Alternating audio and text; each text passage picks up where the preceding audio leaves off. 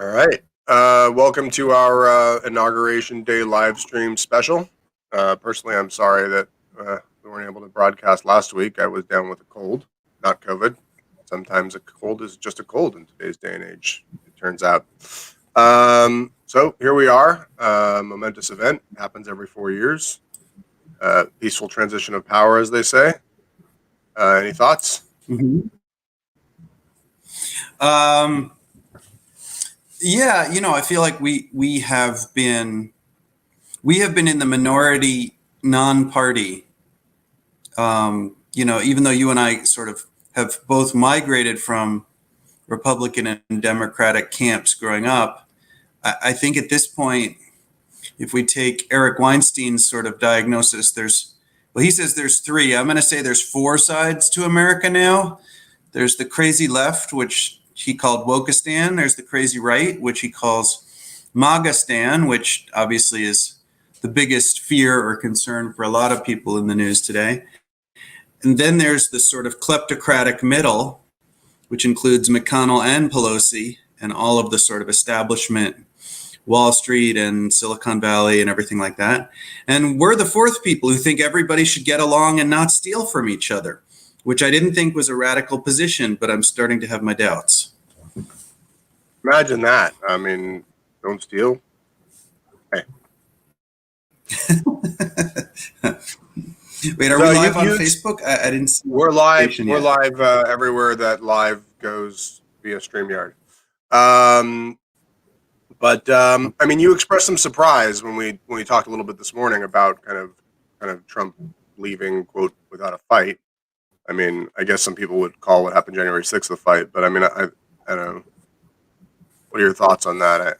I think actually I was perusing Twitter early this morning, and I think Eric Weinstein summed it up like perfectly when he quoted the Cat in the Hat, which he's done actually a number of times over the years in relation to Trump. And he says, then he said, "That is that," and then he was gone with the tip of his hat. Then our mother came in and she said to us too, "Did you have any fun? Tell me, what did you do?" And Sally and I did not know what to say. Should we tell her the things that went on there that day? And I mean, I found that kind of like, I mean, America now has to decide and discover that they got to move on and not be obsessively focused with kind of the weird words of one man, as powerful as he may be.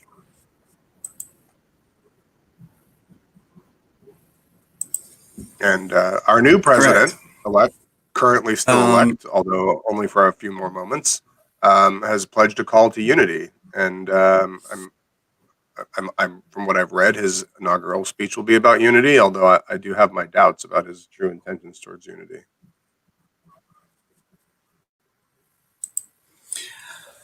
I don't know. I feel like at some point, people are going to have to return to earth. Like, we have this saying in kind of the wellness world that you can't speak to anyone when they're out of well-being, meaning when they're still in their emotions, they're really not capable of listening.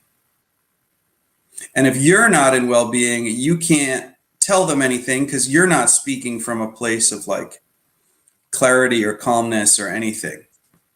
If both of you are sort of thundering at the top of your lungs, it almost doesn't matter what you say because they're not going to hear you and you're not going to speak to them. I'm wondering what will happen if Trump actually leaves office. I'm still saying it as an if. I agree with you now. I was wrong. And indeed, Trump appears to be leaving relatively quietly. So I had been not quite predicting, but I think I believed that he really would drag his heels on the way out. I think a friend of mine said a thing that like, he's the kind of guy that like before leaving the hotel, he would like just like take a dump in the carpet in the middle of the floor before he leaves the White House. So he may have, by the way. Until I see the entire. I'm just sorry, I didn't mean to interrupt. Did you see the Pompeo? No. I mean, one of the things that I suspect is kind of like his parting gifts. Did you see what Pompeo said about China just a few hours ago? No, I was as sleeping his a few hours departing ago. message. Okay, so Pompeo's statement was basically said that China's treatment of its Uyghur minority is a genocide, and it's been going on for years, and it's criminal and horrible, and the whole free world shouldn't let it happen. And the last thing he said was, if the Chinese Communist Party is allowed to commit genocide and crimes against humanity against its own people, imagine what it will be emboldened to do to the free world in the not so distant future. So the CCP responded. The official spokesperson of the of China said, in our view, Pompeo's so-called designation is a piece of waste paper. This American politician, who's notorious for lying and deceiving, is turning himself into a doomsday clown and joke of the century with his last madness and lies of the century, said Hua Chunying, according to the AP. So maybe it'll just blow over, but I feel like that might sort of allow Biden's incoming administration to have a giant storm on its hands. As it well, I know I did read in this morning's paper briefly. I didn't go too deep into the article that I think the White House actually formally designated China as committing genocide against the Uyghurs, which I kind of wish they'd done like ages ago. Since it would seem, although it's hard to know exactly what's going on. It would seem that there's kind of a mass internment and re-education going on there, if not outright genocide, and it's kind of tragic. Not kind of. It's really tragic.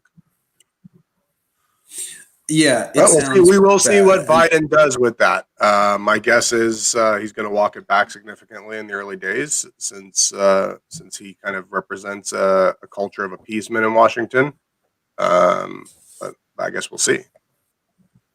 I'm wondering if Biden's the first president really elected as a vote against rather than a vote for.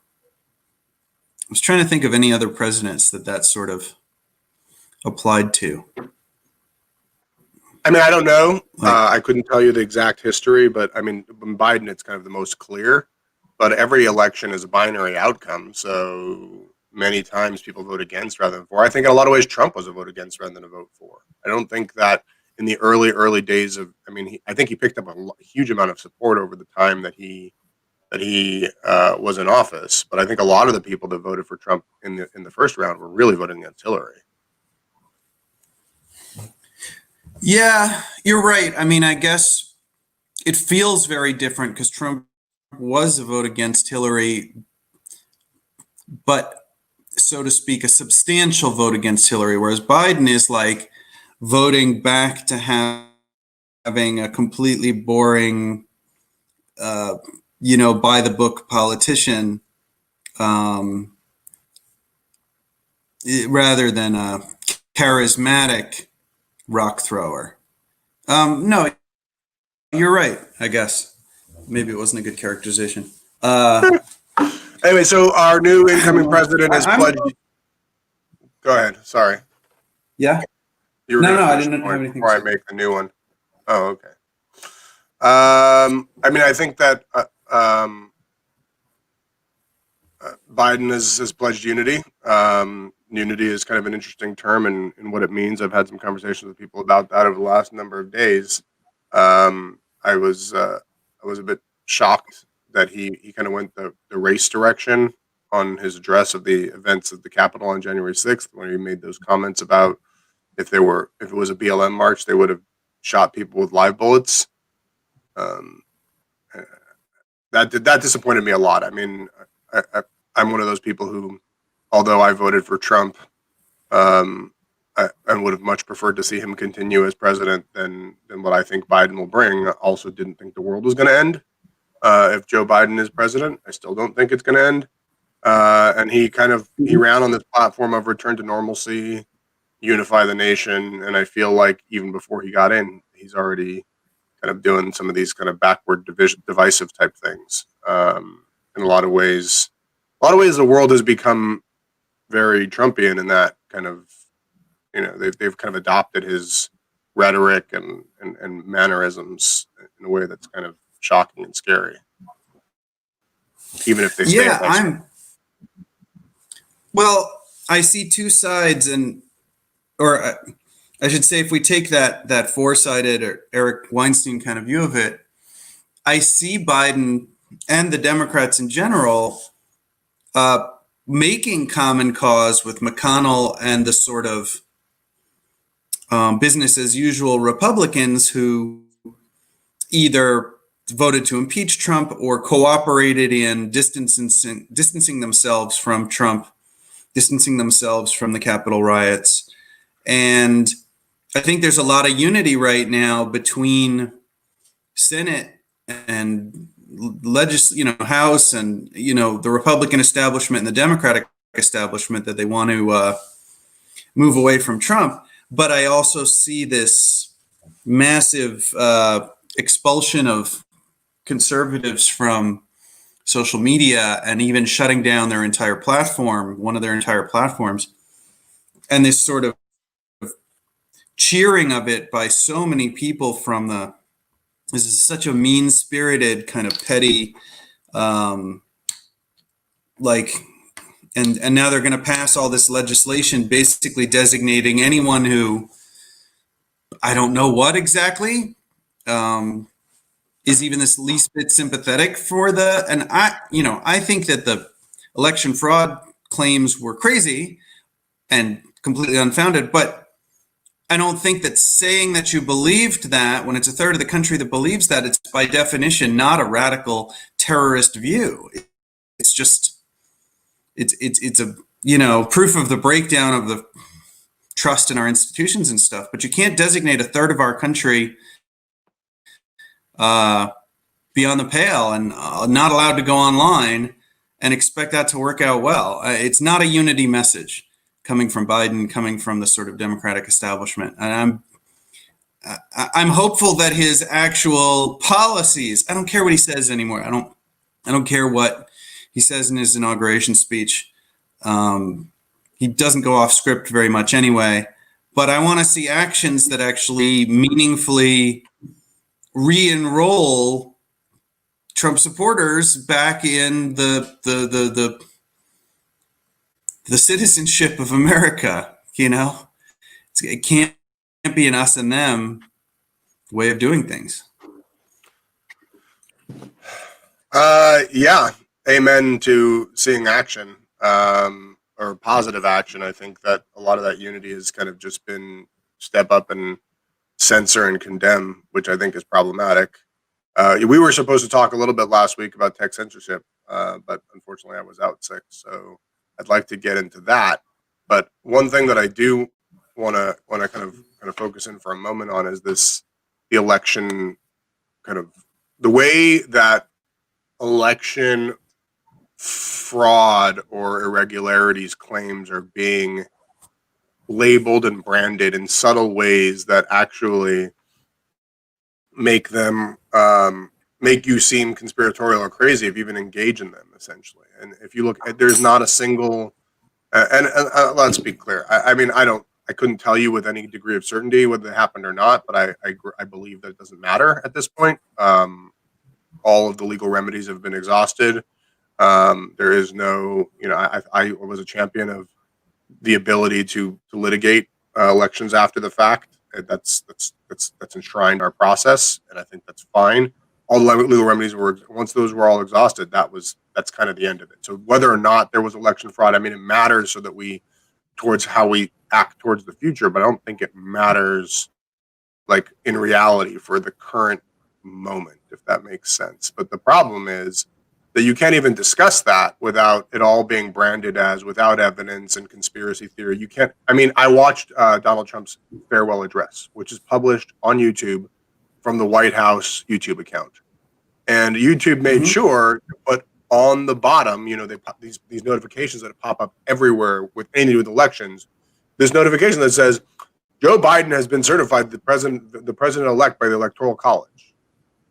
It's like you can't even they're going there. It's so far over the top. This like need to quash any conversation about the topic that it bothers me in kind of a very deep way. Whether or not, like I said, whether there's any truth or foundation to these things or not, these are ideas that people put out there.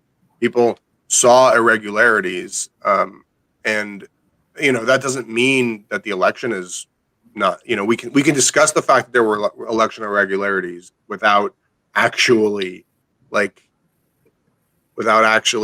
quote undermining our democracy. And it's like when you start to treat people engaging in ideas, even if they're wrong ideas, as a threat and undermining of our institutions, then I think you are yourself kind of the cure is worse than the sickness. You're eliminating free speech, and you lead to this kind of mass censorship that's starting to happen. I agree. I mean, there's two ways that they do it. The powers that be, this sort of authoritative mainstream narrative. One is by this sort of thunderous denunciation and self-righteous censorship of anyone who says this or that. Like I just saw a congresswoman had her Twitter account blocked because she retweeted something, a joke about, hey, Hillary wishes that the DNC had figured out how to rig an election in 2016 instead of in 2020 or something like that. She got her Twitter account blocked for that. A, it's clearly a joke, and B, that makes me really I don't agree with it, but it's a funny joke. I mean, come on, if you can't laugh. So there's that sort of self-righteous, we have a right to shut down anyone who suggests this because it's going to lead to the Capitol thing and it's going to lead to something. That's not how the Constitution works. That's not how free speech works. That's not how we work as a democracy. You need to let them say it. And then the second way they push it down is this sort of condescending dismissal of it.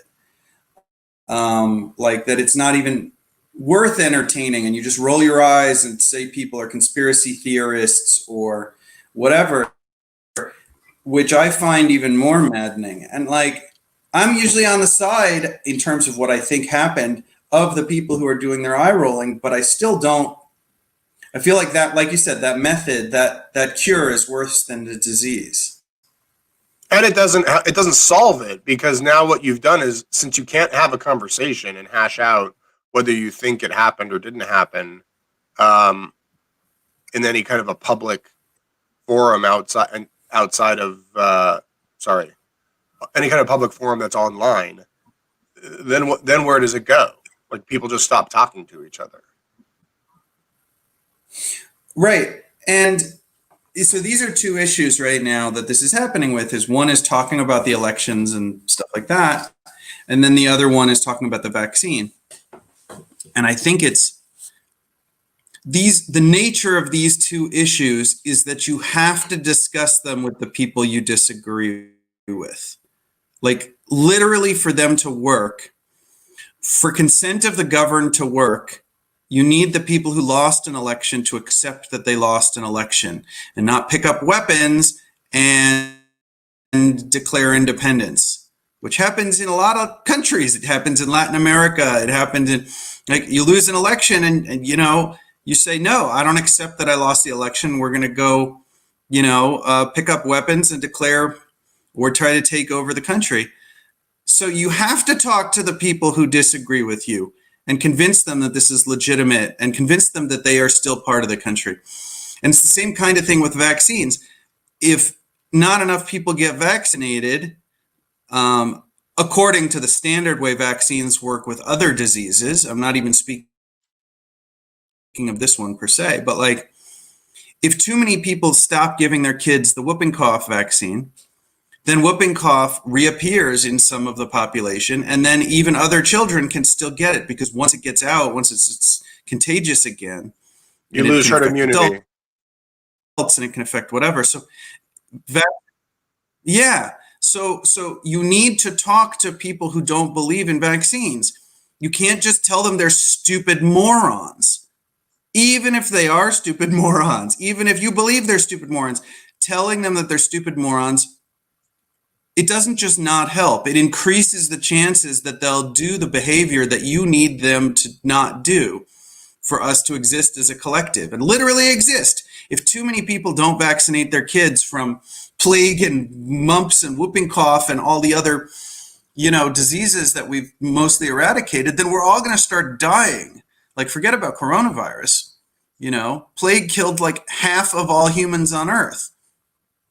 Like, I don't think you we need vaccinate those against the vaccines. plague anymore, but or if we ever I did. don't think we do.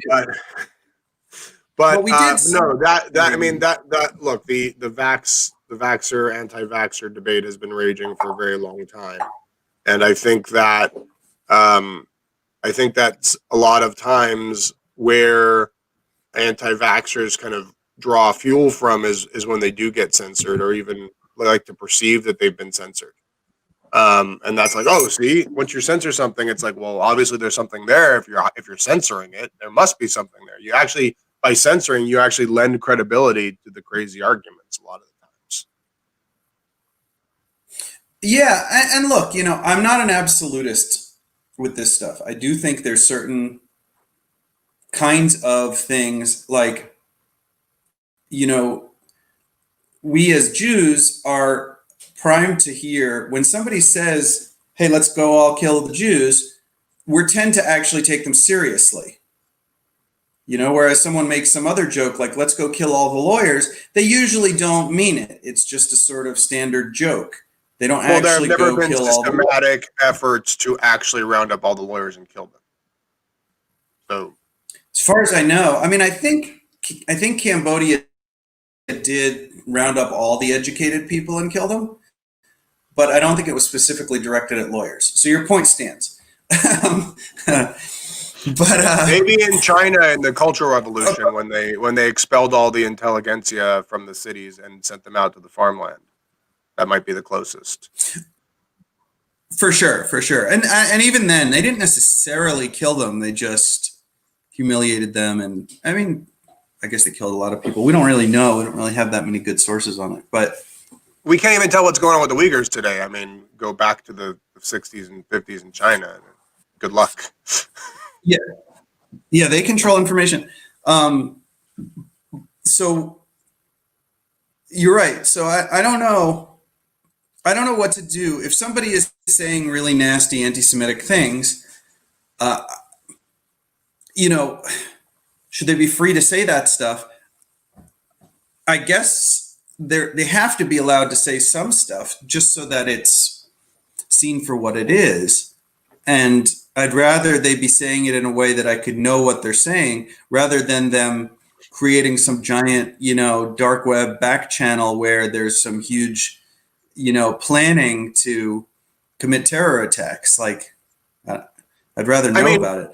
Well, I'd rather not have to listen to people who spew anti-Semitic hatred. First of all, I always have the option to kind of change the channel, but let's not forget that it wasn't all that long ago that I think it was the ADL that was defending the neo-Nazis' right to march in Skokie, Illinois. When was that? Not all. I apologize. My letter salad is off a little bit today, but you know what I'm saying. And I think somehow we've lost that, and I think that was important, even though I and they at the time found it abhorrent what the Nazis were saying. We still recognize that in America you have a right to your beliefs and to your freedom of speech and expression in the public square. I think that's more important than getting the narrative right, because I don't think any one person has it all right. And I think, to me, as the libertarian in me, feels like when you start to mediate what's true and what message can be given and driven, then I don't think anybody should wield that power. I certainly don't want to have that power. I was having a conversation with somebody about this a little bit yesterday, not exactly this, but similar. If you think about kind of the Constitution of the United States, it actually, it was a system that was set up to create a process for making decisions, essentially. And the founding fathers very intentionally kept the Bill of Rights out of the Constitution, even though it was ratified, I think, pretty quickly after the Constitution was, because they were saying, "Hey, here is it was conditional, right? But here's the system, right? The system is these are the powers are designated. This is the powers of the presidency. This is the powers of the courts. This is the powers of the laying out the three branches of government. But very clearly, there's no real rights or laws or rules enshrined in the Constitution other than here's a system for making decisions, essentially. A framework, right? And even as it were. Beyond that, it's saying here's a federal system for making collective decisions, but we're leaving a lot to the states who make decisions their own way. And here's the process for making certain of the most important of those decisions, such as transitioning from one president to another president, the electors and the certifying. Right. And when they passed the Constitution, meaning they sent it to the states to be agreed on and signed and ratified, I think they couldn't get the states to sign it unless they sent the Bill of Rights along with it. So I think it was at the same time. I don't remember exactly, but I know it was conditional. It was sort of a necessary condition for the Constitution to. Electoral College, super interesting. And even though I have been unhappy with the way the Electoral College has tilted towards, Bush and then Trump winning elections, there were a lot of Democrats ready to be really happy with the Electoral College in 2004 when, if Kerry had won Ohio, he would have won the Electoral College even though he lost the popular vote. But the original idea of the electors was that they could be, so to speak, adults. They could be responsible adults, and they could actually choose to cast their electoral vote for somebody other than who their state had voted for. So there was talk in 2016 that the electors should actually just switch their vote to Hillary instead of for Trump, even though many states have passed sort of not even necessarily laws, but like it's always been a formality, but it doesn't have to be a formality. Technically, a lot of electors could have just said, you know what, we didn't want Trump to win, so we're going to actually cast our vote for Hillary instead. And that would have actually been completely within the laws of the Constitution. Well, I mean, the Constitution on the Electoral College, which I find really interesting. A lot of this. Sorry, the Electoral College, the Constitution on the Electoral College just says that the state legislatures should choose electors and send them. So that the Constitution certainly doesn't necessarily speak to that. I think a lot of the states have passed their own laws as to how that works. But it is kind of all in the hands of the state legislature. And I don't, it's not even necessarily certain that the office of the president was meant to have a popular vote per se. Correct. So, I mean, that's neither here nor there. But back to, and somebody on the internets that's watching or was watching was asking, since we were talking about anti-vaxxers, was talking about anti-maskers. And I think that's kind of an interesting, he's asking how do you deal with kind of those type of people. And, I think this is very interesting because of kind of the science of it. Like I went for a walk on the beach on Sunday, and I'm outdoors in the sun, beautiful Southern California weather. And I didn't wear a mask because, well, I was outdoors and not particularly planning on getting close to anybody, and I got a fair number of dirty looks, I would say. None of them have kind of ever. I haven't gotten to the point where I've read anecdotally about these kind of situations online where people will actually yell at you for not wearing a mask in a wide open public outdoor space. And I mean, there's some science and anti-science going on there as well, because it's like the science behind masks is that hypothetically, and if it has any effect or doesn't have an effect, it has an effect against when you're next to somebody in a close confined space. There's no sense. I mean, I see people riding down the street on a bicycle wearing a mask, and it's like, why are you doing that? Like, who are you helping, and what do you think you're doing besides virtue signaling? And that's kind of interesting to me. I mean, I know you're going somewhere further with it, but there is something interesting about masks, which is that masks were designed, I think, originally so that surgeons would wear them so they wouldn't cough into the open incision of their patients and infect the patient. The primary use of a mask is to stop the person who's wearing it just from spreading their germs to the people who are around them. And if you are feeling sniffly or think you might have COVID, then whether you're biking or walking on the beach, or in a crowded subway car, or even inside with your family, you probably should wear a mask, because the primary value of a mask, I think the statistics I saw originally was like, two people, one wearing a mask and the other one not wearing a mask.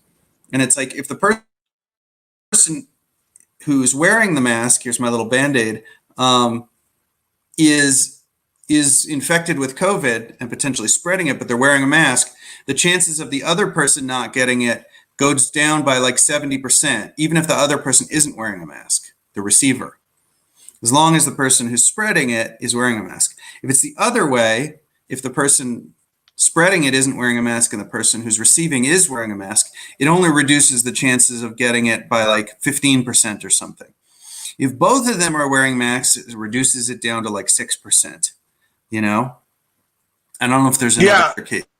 I mean, I don't know, and I haven't read any scientific papers that kind of specifically surround that notion. But I personally, the kind of the underlying point of the anti-maskers, not that I agree with it per se, is that the virus particles are much smaller than the weave of whatever mask that you might be wearing, and so you're not really stopping anything.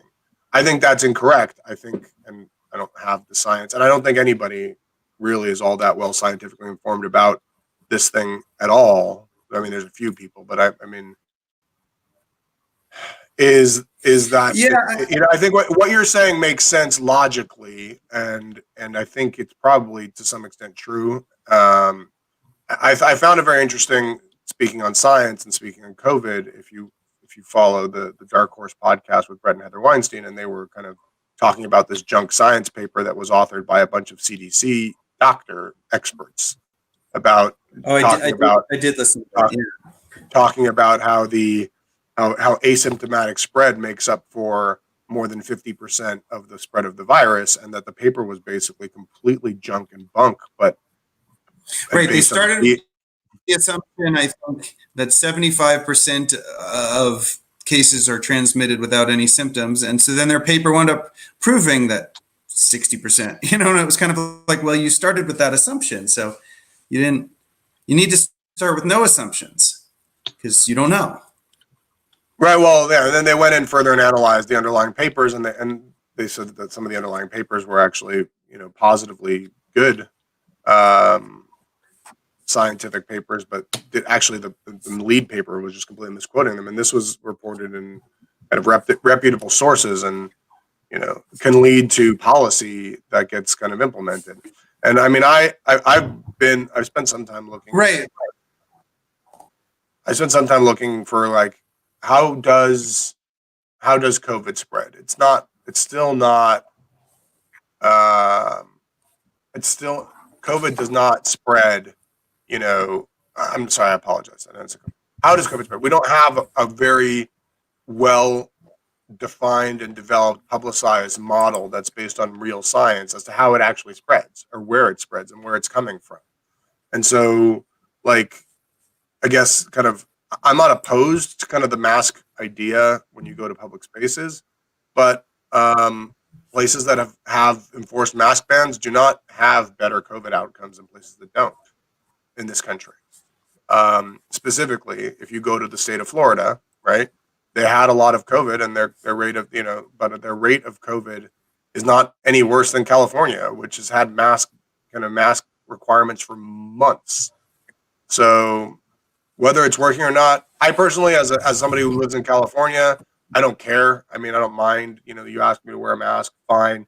I do think it is doing some bad things to our society. And for example, I was sitting on my front porch on Saturday, just kind of taking in the sunshine in Southern California, and just kind of watching the people and I'm in a lawn chair, like maybe six. I'm more than 6 feet from the sidewalk, and people walk by. I mean, it's a neighborhood where a lot of people walk their dogs and get out and kind of stroll around. The weather was nice, and a fair number of people who walked by my house were walking up the block, saw me sitting on my front porch, and literally crossed the street to avoid me. Like they like cut out of my driveway, went into the middle of the street, walked up the middle of the street for 50 feet or so of the span of my house, and then cut back to the sidewalk. And I was just like that's kind of, I understand that this virus, it does divide us as people, and it spreads in places where people tend to congregate in large numbers. But I mean, that's a little extreme, and I think that comes from kind of the masking rhetoric in a lot of ways, and we as a people. I agree. Well, I would almost say it's excusable in the sense of fear, meaning like the disease is still spreading, a lot of people are dying, and it would be more excusable if the authorities were saying, hey, we don't know how and why it's spreading, and we don't know how and why it's spreading so much, and we really want you to keep your distance from all other people until we figure this out. Like, that would be more honest, because that actually is much closer to the truth. But instead, you have this mishmash of like partial truths from partially cited papers, like the one that Brett Weinstein and Heather Hang were talking about the other day, where like junk science goes on top of a lot of real science and is associated with policy that everyone is supposed to just sort of listen to. Yeah, I mean, look, masks, from what I could tell in the countries that actually have their acts together, like China, Korea, Japan, Taiwan. So Japan has had a policy of masking almost entirely since the very beginning, but they didn't do lockdowns or other things. In China, New Zealand, Korea, Taiwan, they only wore masks at the very beginning until they could get a handle on the tracking and stuff, only for a couple of weeks. And then after that, you wear masks less and less, except for like in certain places like the subway, or you go into like a big bank building. But masks are one of 12 things that they're doing in those countries. They're doing more effective tracking, tracing, testing. They're doing washing your hands regularly. In every building you can come in and there's hand disinfectant inside the entrance. They take your temperature everywhere. There does seem to be science that sunlight and UVC light does kill the virus on surfaces and in the air. Masks should be one of, like, none of those things are controversial. I could say you should wash your hand when you come into my house. Nobody gets offended. It's not politicized. But the evidence is just as strong for washing your hands as it is for masks. Yet masks, for some reason, fell into this sort of politicized, polarizing argument. I feel like underlying a lot of your things, and this actually might tie us back into unity, is how would we translate the term derech eretz kadma Torah? Like before all of the laws and rules and official structures of society, there's just derech eretz means like your way of being with your fellow humans. It's sort of like before you figure Common, out what. common decency. Yeah, common decency. First, don't be a jerk to other people, and then you can like get into discussions of everything else. And I feel like that's where we've allowed, partisan hatred to come before everything else. That's whether it's about masks or vaccines or Trump or whatever, and those aren't always the same exact two sides, but it's like that's what I see as the thing that's really broken. And I don't know if Biden's going to be able to reunify around across those three or four divides, because those have become so emotional. I mean, what do you think he could do that would actually sort of symbolically release us from this grip of all these partisan hatreds? I mean, I think you got to lead by example. Definitely make sure you're saying the right things, but also doing the right things. He needs to act magnanimously and stand up when he thinks that things are being overly portrayed through vilification. Look, I mean, you said something interesting about kind of don't be a jerk, but I think one of the problems that kind of accelerated our divide in America and the world is the proliferation of social media and the short form communication that comes with it, and it's just and the facelessness of it. So in many cases you could um, you can say something nasty about somebody that you're never going to have to look face to face, right? My father-in-law, who grew up in rural Idaho, would tell me that you know in a society where everybody is armed is a much more polite society, and that's because, well, you might not be a jerk to somebody to their face if they have a gun strapped to their head, right? You might be a little nicer, essentially, and Yeah. where everybody's armed, and so like this kind of this short form communication in a faceless manner where it's remote has kind of led to this kind of ability to be a jerk without consequence. A matter of fact, the opposite, by the way, because if you go to like Twitter, which is a cesspool of jerkiness, you get points, you score social credit by being a jerk. Like whoever is the biggest jerk, I mean, and this is kind of all the way up the chain to Donald Trump. I mean, the man made a name for himself on Twitter by being a jerk in a lot of cases. Now, the, he spoke to a lot of kind of fundamental truths, and he had this kind of wonderful way of pointing out that the emperor didn't have clothes, but it was done in a kind of a jerky fashion, and a lot of people couldn't get past the jerkiness, right? And I'm not sure that they should have. I think that's probably the biggest problem with the whole Trump thing. But our whole society is not needs to get past this jerkiness. Everybody needs to stop kind of trying to win an argument and start trying to have a discussion. And I think that's the way, and it needs to be led by example. It just needs to be done, and it happens every day in common places. And I think that the president can do that and empower that by calling out the media when they are being jerks also. And it's like that issue that started on social media, Twitter, where kind of like being the biggest jerk gave you the most points, has percolated up into our media, and if you listen to like very left wing voices, Glenn Greenwald and others, they'll tell you that like the American journalistic values have just gone to zero.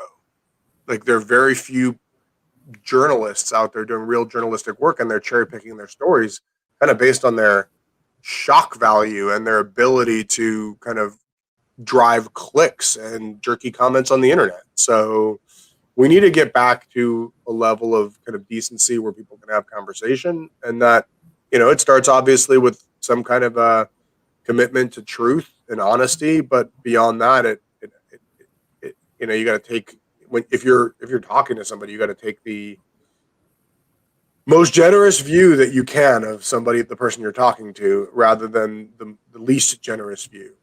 And that Yeah, that should, I agree. I'm curious. So Biden is, well, we'll see what happens once he takes office, but I've always had the impression of him that he's not a very powerful personality. He's this sort of gregarious, goofy, makes a lot of like stumbling over his own words kind of errors, like aw shucks, like kind of folksy. I mean, obviously he's been a sort of elite politician since whatever, 1972, I think he first got elected, but he comes across as kind of an average guy, right? And I was surprised that he emerged from the Democratic field, because he's run like several times before and never really gotten any traction. And I think he was even chosen as vice president because he was this sort of forgettable schmo, like this just second banana kind of guy that you didn't have to pay much attention to. But there's a strength to being kind of the friendly schmo instead of being like the powerful agenda setter, that maybe he'll make space for Americans to sort of be feeling like we're each part of the conversation again. Like, I think the theory or the ideal of a democracy or whatever is that like all the citizens share in the sovereignty. We have like a 1/300 millionth part of the leadership of the world and the decision making of the world. And even in being in the minority, we have the potential to elect local officials, or the minority party has some input into the legislation. I feel like what you're getting at in terms of unity is making Americans feel like they're part of America again. And maybe there's actually a little more space for that with a slightly weaker, less jerky central personality as our symbolic leader. I don't know if he's, I don't know how much. I'm also curious to see whether he's our symbolic leader or our real leader, whether he's setting the agenda or he's kind of like looking back over his shoulder and saying to his rich donors and Kamala and whoever, being like, what should I do now?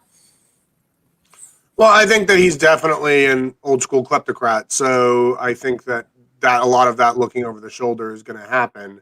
I think that, one of the things that animated Trump's base was the feeling that they had been were being gaslit by the kind of the political elites and condescended towards. I mean, one of the big kind of things that kind of popped out in moments of real self-reflection in the aftermath of the 2016 election was this idea of, quote, flyover country. It's like, well, a lot of Americans live in that area, and that's an extremely condescending term, right?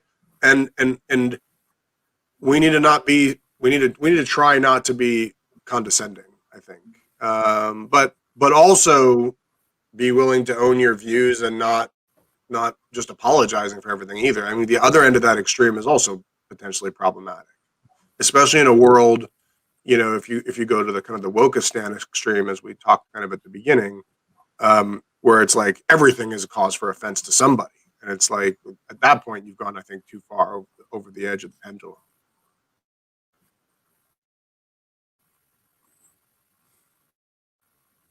Right. There's some sort of just, I think that's what I was getting at also with saying Derek Eretz. Like there's a condition of healthy boundaries between you and your fellow man.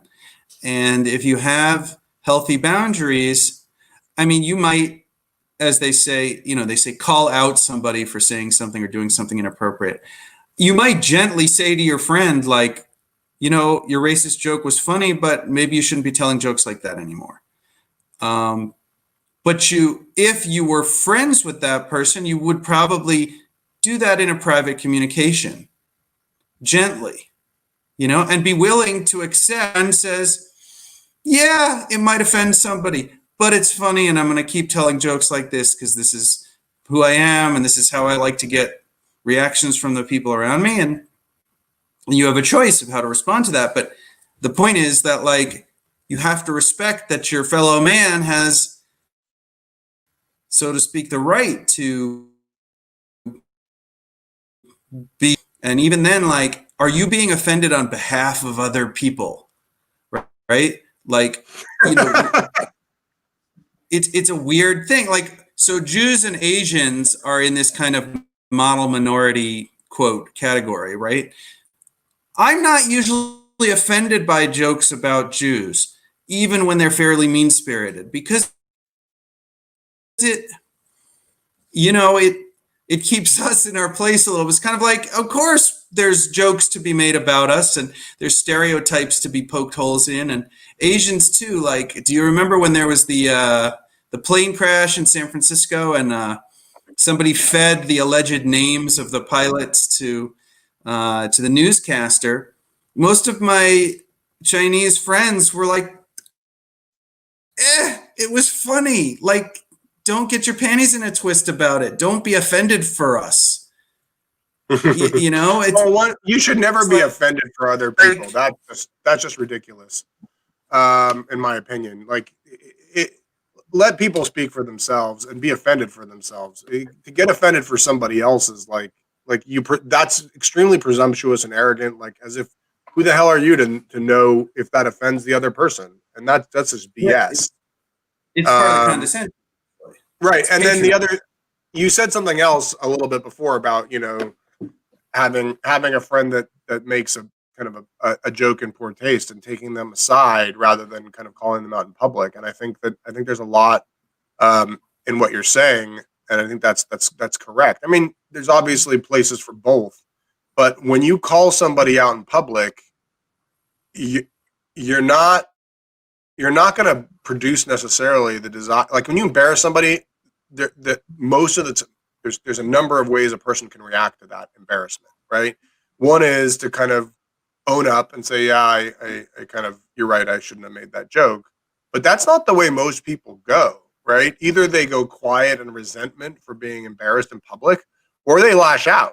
Like that, most people, you embarrass them or you call them out in public, they're not going to say, you're right, I was wrong. Like that, it takes a huge man to stand up, man, woman, person, to stand up and do that and own being wrong about something.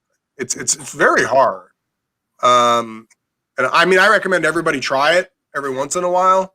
But just because admitting you're wrong. Yeah. Because it definitely, is certain character building and contributory towards good, healthy conversation. But when you call somebody out in that way, you're not likely to produce the result you want. You're more likely to produce a much worse result, a backlash in a way, and either through the silent backlash of I'm going to get that guy, or that guy just is mumbling, or in the actual in the moment backlash. And so those are the those. There's a lot to be said for that notion of people take people aside and say, hey, that was in poor taste, or you shouldn't have done that. I mean, that's how I try to behave. Right. Well, and there's two layers of, I don't want to say sin, but you're crossing more than one line if you call somebody out in public and, let's say, tell them that their joke was racist or that they were racist. Then it'd be 3 lines. But one is, they're probably not stupid. Like, they probably know that what they said was inappropriate. Very often that was the point, Like, so for one thing, you're implicitly calling them. Right. You're implicitly not just saying that they're wrong, you're saying that they're stupid for not realizing that they were wrong. Like, somehow they needed you to tell them that what they said was inappropriate. It's like they probably knew it was inappropriate and were reveling in that, enjoying that.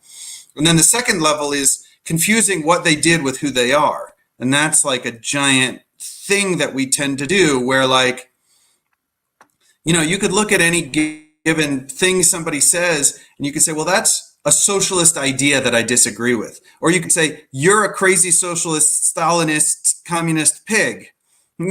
Like you can just keep escalating it and misattributing the thing they did to who they are, to globalizing it about who they are. And then the third thing is public humiliation.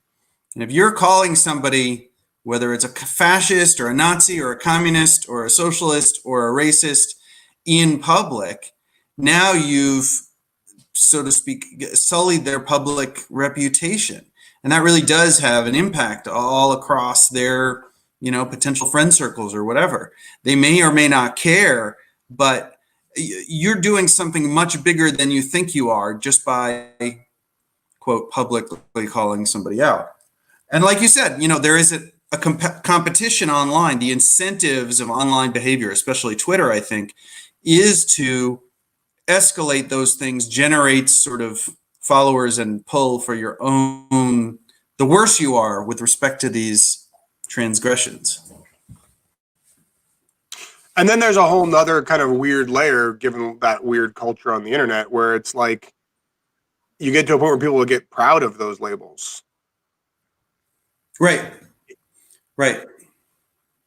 And you've gone so far off the deep end that it's like, oh yeah, well look, now I'm a crazy socialist, and people embrace that, or a fascist. Or one of my favorites was, I've seen a lot of swag of like Trump supporters that say deplorable, right? There are whole communities on the internet organized around this idea that we are the deplorables, and that's interesting. They wear that as a badge of honor. The long history, I think the term Yankees.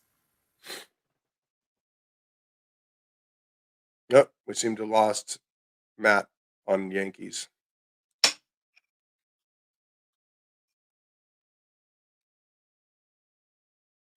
Not sure if he's going to come back, but I'm going to take this moment in time to plug our book. If you like what you've heard here, think about buying our book. I do not think that word means what you think it means, a short handbook of misunderstanding. And we wrote it. Matt and I actually, as much as it might look differently on the live stream, tend to disagree on a lot of things in the world of politics. We are trying to help shape a better world through better communication. And it looks like Matt's back. So I took the opportunity while you were having technical difficulties to plug our book and talk a little bit about who we are. But you were going to say something about the Yankees. The term Yankee was an insult from the British to the colonists, or eventually Americans, I think. And Americans started taking the term and wearing it as a badge of honor. So maybe deplorables will be the new Yankees. Well, I hope not, because that would imply that there's like a new nation of people that arises out of this. And my real desire is to see things get better. I think that the founding fathers of this country were really onto something. I think that America was kind of unique, a unique new idea in the world about consent of the governed and self-government. And I think we need to get back to that and focus in on that. Going back to that, at the risk of saying, quote, "Make America Great Again," with a very huge caveat of that specifically being focused on a shining example to the world in consent of the governed and figuring out how to manage that. Yeah, I hope that this does present a window of opportunity for the Bidens and the way the world is right now. America is still the world's most powerful country, and the sort of upper class or elites, powerful, whatever you want to say, the people who actually decide what gets censored on Twitter, and the people who decide what policies get passed in Washington, and the people who decide who has access to liquidity on Wall Street.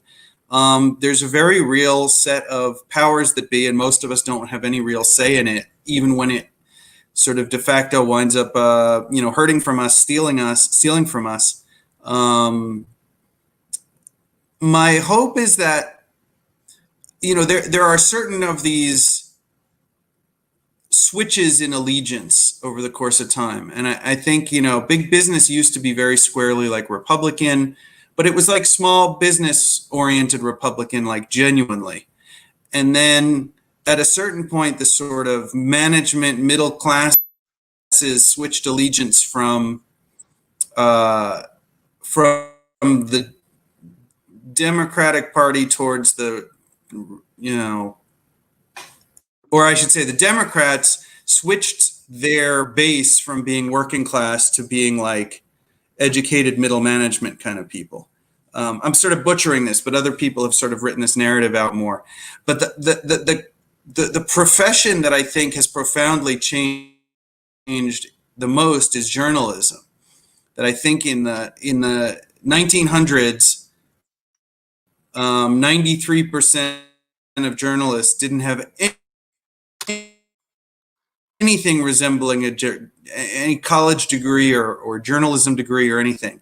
They usually just started work at like 17 or 18, and they default mistrust of the people in power and resentment of the sort of attempt of the people in power to exclude them or to define the narrative or whatever. And so journalism could be very responsible, and there was this very profound code of sourcing and never reveal your anonymous source, and but tell a story that is genuinely, authentically based on the real facts of the story, even if it leads to uncomfortable places. And there was a real code of ethics, and I think that part of the reason it's in the Bill of Rights is that the founders realized that having a genuinely independent press that genuinely called out those in power in all sides and all agendas was absolutely critical to the informing of the populace, so the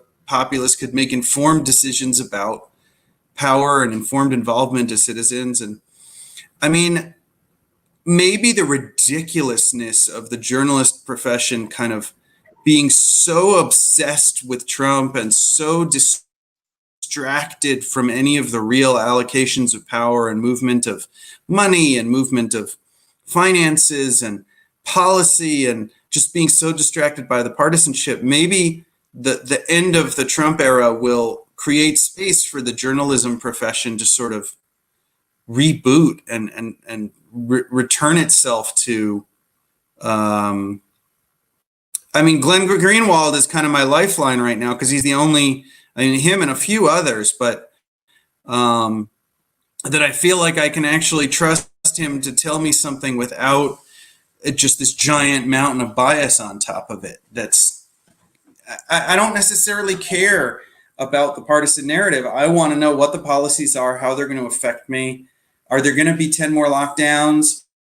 What are the real facts of science? Not the sort of propaganda line that they tell to try to get everybody to do a certain thing, but like, let me hear the real discussion between the scientists who are asking real questions.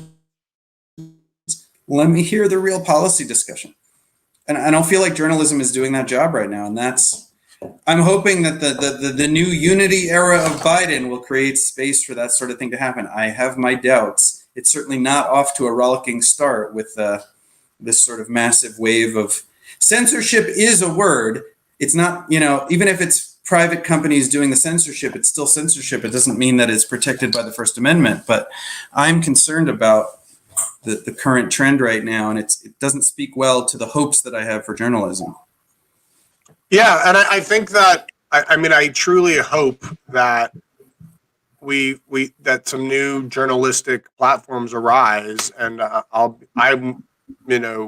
personally am willing to engage in paid subscriptions for news that is comprehensive and unbiased and going to give me the information that I need. I would love to ditch the news sources that currently kind of troll around on the internet and kind of try to find a new source if there wasn't one available, even if it meant like paying for it.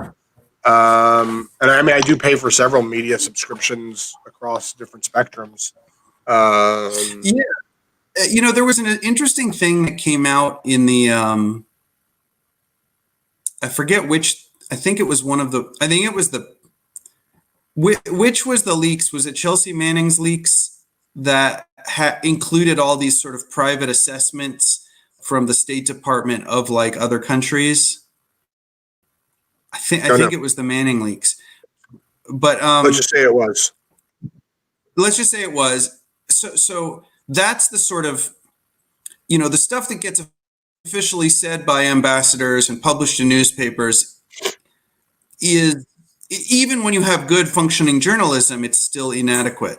But when you have like high level sort of intelligence assessments of other countries, countries have a vested interest in actually understanding what's going on in other countries. So some of those Bradley Manning leaks were very very interesting, as they say, candid assessments of other countries' leadership and corruption and tendencies and factions. And I think there's a couple of services that are sort of high-end corporate services that are sort of similar, that like corporations will pay like a subscription that's quite accurate information about a country or a place or a region where they're, you know, investing, building a factory, sourcing things, building a mine, all the, you know, higher.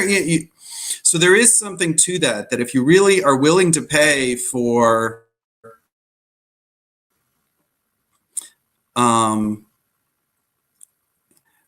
you know, the if the story is part of what's influencing what's happening, which is most media, most newspapers and stuff, every story knows that it's trying to influence the perceptions of the thing. So it's,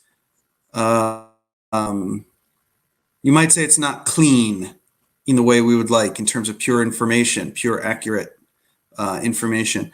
But when you get to these sort of private paid subscription news and information services, sometimes you can get, now most people can't afford a $10,000 subscription to the, you know, corporate information service for like levels of corruption in northern Mexico.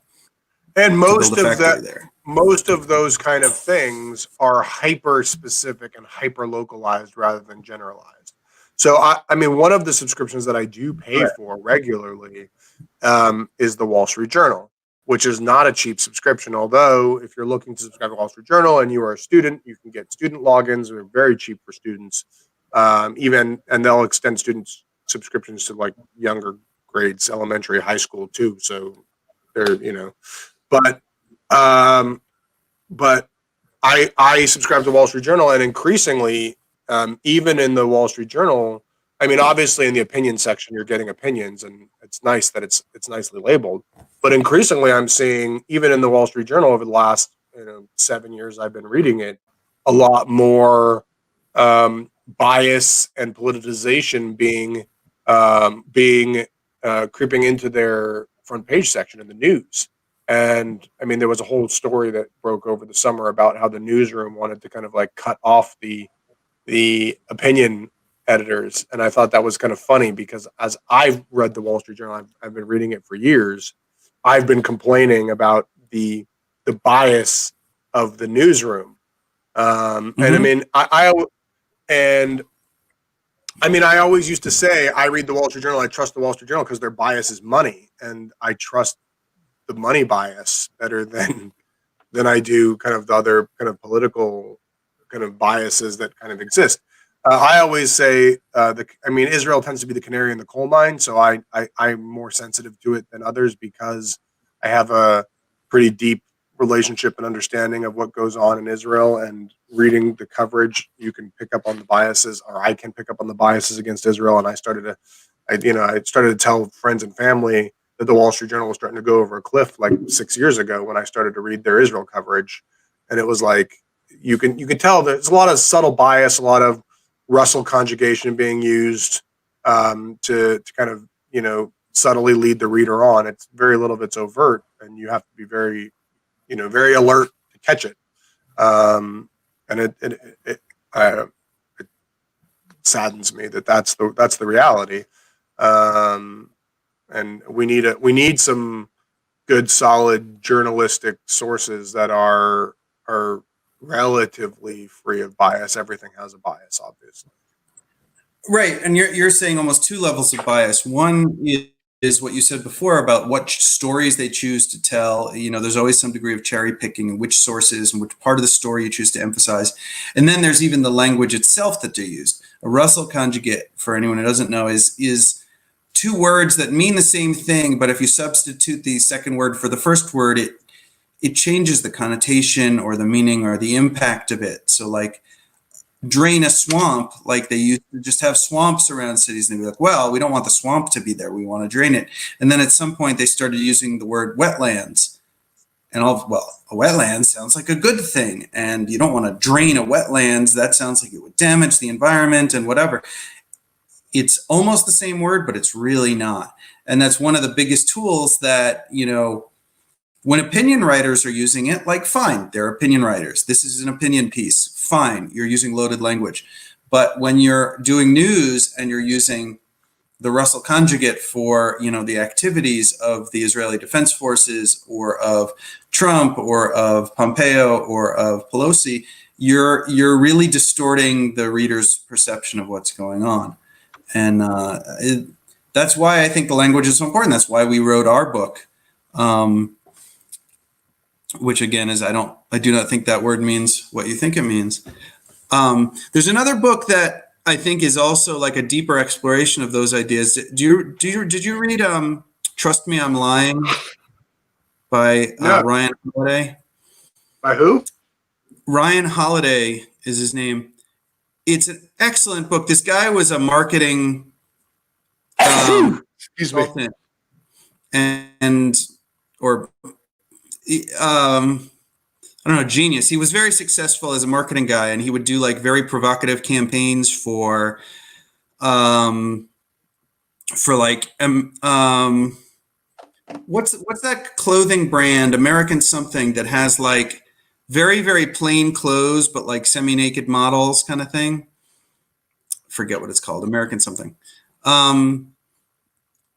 He became fascinated with how easy it was to manipulate the media. He would like plant a story and then get 5 blog posts arguing against the original story that he posted, and then it would percolate upward until like it was being mentioned in the New York Times as if it was a controversy. Like a friend of his had like a small independent movie, and so he planted a story that it was really offensive to lesbians. It actually had zero to do with lesbians, had nothing to do with it. But he was able to plant enough stories that there suddenly were like protests on college campuses demanding that this movie not be shown. And it generated this massive amount of free publicity for his friend's movie, and the movie wound up being much more successful because of it, even though it was a complete fabrication. So he wrote this book and he called it Trust Me, I'm Lying. And he was kind of for one thing, like figuring out why his techniques were so effective and what had gone wrong, that the gates of journalism had become so open to all of the garbage that he was himself producing. And then he wound up going down this rabbit hole of like looking at yellow journalism in the, you know, early 1900s, like 1898, when like the Spanish-American War was basically manufactured by a couple guys who owned printing presses and owned a couple hundred newspapers across America, sort of generated this propaganda campaign to get America to go to war and invade Cuba, and it succeeded. It looks like I might be losing the signal again. Anyway, an hour before the official change of power and the end of the Trump era. There you go. And I mean, not to try to reopen the whole thing, but that's a lot of what Trump used. Those tactics, you know, Yes. be the story, make the controversy, right? So that's kind of interesting. And then the other thought that I had while you were going on about that, which was fascinating, was that how much of today's journalism is just recounting what happened on Twitter. Like, I want to tear my hair out when I see this. It's like, this person tweeted this and this person tweeted that. And like, that's the story. And it's just ridiculous. I mean, I get it when you're doing like the celebrity rags, but like, that's the actual news. Like, I get like my iPhone gives me lots and lots of news updates, throughout the day.